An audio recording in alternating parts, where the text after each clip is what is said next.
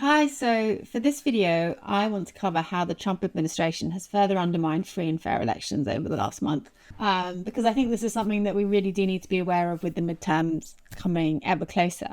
And they've done this, in different ways, from sowing doubts over voter fraud to restricting the vote to intimidating independent information. So the first thing I want to cover is the way that they have continuously sown doubt about the validity of elections and stoked fears on voter fraud and attempted to find evidence of the supposedly stolen 2020 election.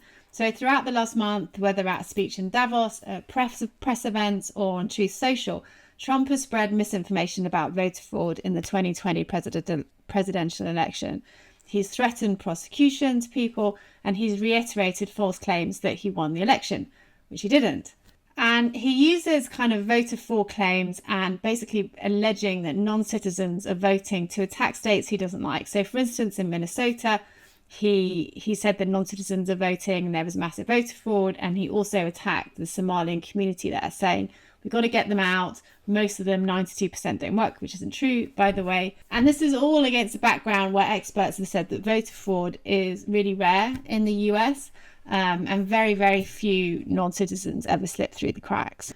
Trump even reposted, even though he later removed it, an election conspiracy social media video, which included a racist AI-generated clip which depicted Michelle and Barack Obama as apes. So against this background of disinformation, the FBI raided an election centre in Fulton County, Georgia, which is an escalation of the administration's efforts to investigate a jurisdiction that Trump has always criticised since 2020. So he lost Georgia as a state. Fulton County was one of the places he claims was lots of voter fraud. And remember, this is the state where he was caught on a phone call asking for 11,000 more votes to be found. And Tulsi Gabbard, who is the Director of National Intelligence, was at that FBI raid and apparently is running her own review into the 2020 election with Donald Trump's approval, working separately from the FBI investigation. And Trump later said that Attorney General Pam Bondi wanted Gabbard to oversee the FBI seizure and search of voter rolls in Georgia. But that's the fourth time in a week that the administration shifted its story on why Gabbard was involved, which is really unusual because she's the National Security Director and shouldn't really be a domestic law enforcement operation. And then it later emerged that the FBI's rationale for raiding that county election office in Georgia was based on debunked claims from election deniers and came after a referral from a White House lawyer who tried to overturn the 2020 election. And then there have been kind of more direct threats to voting. So at the end of January, Attorney General Pam Bondi demanded the voter rolls and medical records for Minnesota in return for withdrawing ICE from the state.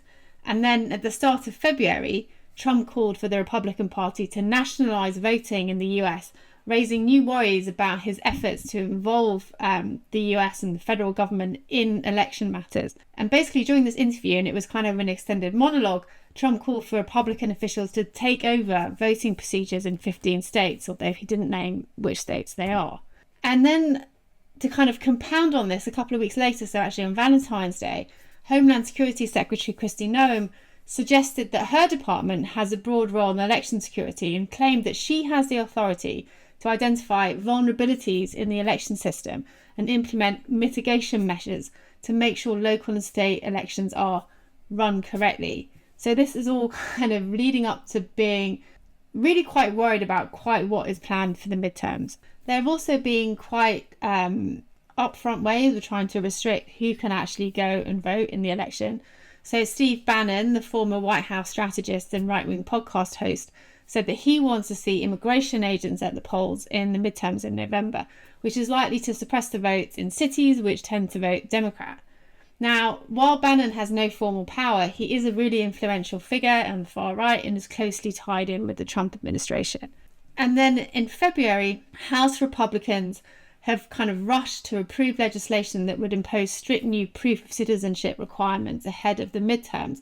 This is called the Safeguard American Voter Eligibility, or the SAVE Act, which would require Americans to prove their citizenship status when they register to vote.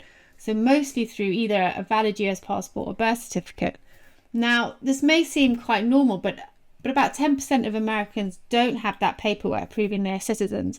And this act could prevent millions of Americans who have the right to vote from voting. And then the next day, in a series of social media posts, Trump attacked the Democrats for opposing the SAVE Act.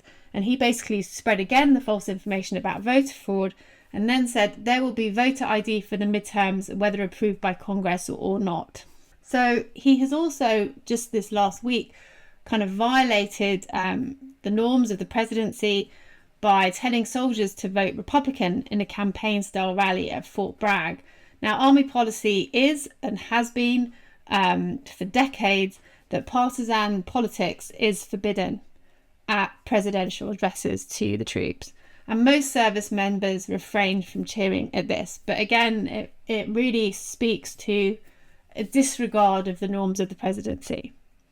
And finally, I want to talk about restricting voters' access to independent news reporting. Doing this is a tried and tested authoritarian way of undermining elections. And Trump has really continued his attacks on journalism this month. At the beginning of February, he threatened Grammys host Trevor Noah with legal action for a joke during the awards ceremony about the president's connection to the disgraced late sex offender Jeffrey Epstein. The next day, Trump again attacked a reporter. He attacked CNN correspondent Caitlin Collins in the Oval Office, calling her the worst reporter and scolding her for not smiling as she tried to ask him about the latest release of the Epstein files. And then, about a week later, the Federal Communications Commission, the FCC, launched a probe into ABC's program The View after the program had an interview with Democratic Texas Senate candidate James Tallarico. And basically, the FCC began an investigation on whether The View broke rules for equal time when it comes to interviewing political candidates. And this was after they changed the rules in January to try and make programs like The View eligible for those restrictions. So before that, there was an exemption for late night and daytime talk shows from having to give equal airtime to opposing political candidates.